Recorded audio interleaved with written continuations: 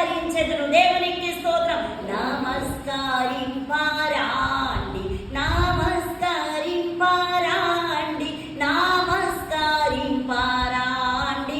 యుత్సాహముతో, బాధతో, ఏడుపుతో, నిర్లక్ష్యంతో కాదండి, పెడదామా వద్దులని కాదండి. ఇక్కడ అన్నాడు సంతోషముతో నీ యొక్క ఆలయము దిక్కు చూచి, నీ పరిశుద్ధాలయము దిక్కు చూచి నీకు నమస్కరించదనయ్యా. ఫస్ట్ ఏమంటున్నాడు అన్నట్లయితే, ఫస్ట్ ఏంటి?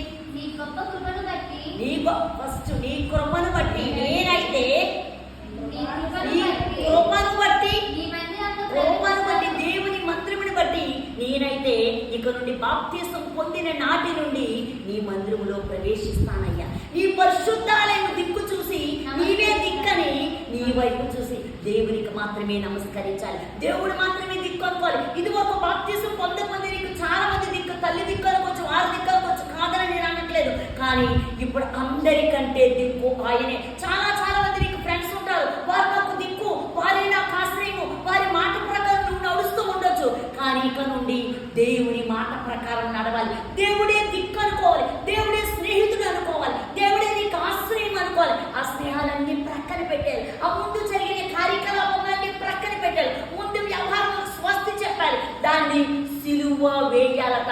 క్రీస్తుతో కూడా నీ పాత జీవితంలో క్రీస్తుతో కూడా నీవు సిలువ వేయవలసి ఉన్నది. దేవునికి స్తోత్రం.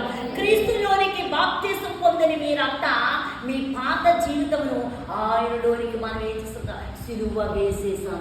ఇంకా పాత ఆలోచనలు మనకి అసలు మైండ్కి రాకూడదు, పాత స్నేహితులు మైండ్లోనికి రాకూడదు, పాత అలవాట్లు మైండ్లోనికి రాకూడదు, పాత సంభాషణలేమి నీ మైండ్లోనికి రాకూడదు. నీవు దిక్కని దేవుని మాత్రమే అనుకొనవలసింది.